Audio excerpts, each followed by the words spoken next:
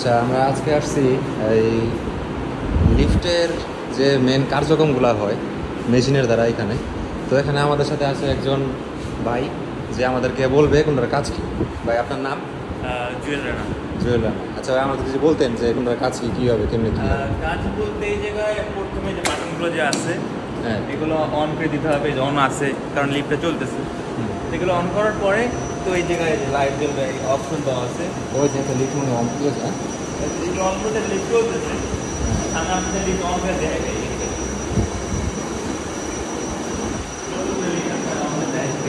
এই যে বাটন এর চাপ দিলাম, আর এটা মেইন লিফট এইটা চাপ দিলাম। এখন এই জায়গায় আলো চলবে।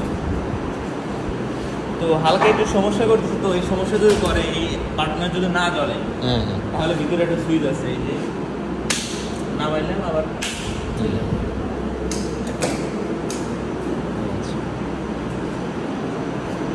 তারপরে যদি না কাজ করে তাহলে আবার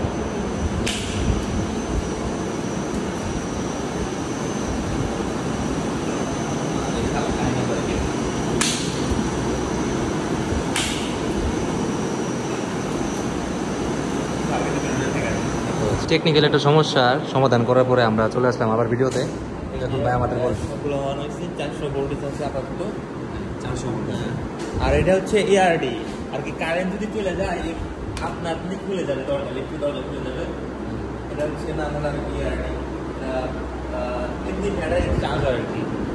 তো ওই যে লিফট অন হয়ে গেছে, ফ্ল্যাট নাম্বার 2 আসছে আর কি, দেখাচ্ছে F2, সুতরাং 2 নম্বর ফ্লোরে লিফট আছে। তো এইটাতে যখন সার্ভিসিং করা হয় তখন ইন্সপেকশন দেওয়া আছে INS। তো এটা করলে পরে ইন্সপেকশন হয় লিফট। আমি যদি এই জায়গায় চাপ দিই তাহলে আপ হবে, আপ লেখা আছে, আর ডাউন আছে, আমি যদি এই জায়গায় চাপ দিই তাহলে ডাউন হবে। তো ইন্সপেকশন করার পরে যেমন আমি ইন্সপেকশন করলাম, এই যে আপনি চাপ দিলে আপ হবে, আস্তে আস্তে লিফট উঠতে থাকবে। আর আমি যদি ডাউনে চাপ দিই এই যে ডাউন হতে থাকবে, নিচে নামতেছে, আস্তে আস্তে নামবে আর কি। এর হলো সার্ভিসিং এর সময় আর কি। ছাড়াই দিলাম, তো এখন লিফট নিজের নিয়ন্ত্রণে চলবে আর কি, এই আর কি। ভাই আমাদের মেশিনগুলো কীভাবে কাজ করে সবই বললো। তো এখন বলবে যে এই মোটরগুলোর কাজ কি, এটা ভাই বলে ভিডিওটা আমরা শেষ করে দেবো। তো এটা হলো কন্ট্রোলার, এটা সম্পূর্ণভাবে এটাতে যা কাজ করা হবে, তো এইটার অনুসারে এটা কাজ হবে আর কি। তো মানে এটার নিয়ন্ত্রণে এটা চলে আর কি। তো এই জায়গায় সব কিছু আছে, বলতে আমি এই জায়গায় যা কাজ করবো এই জায়গায় সেই কাজই করবে। তার কি মেইন জায়গাটা হচ্ছে এটা কন্ট্রোলার। এটাতে যদি কোনো প্রবলেম হয় তাহলে পুরো লিফটই প্রবলেম হয়।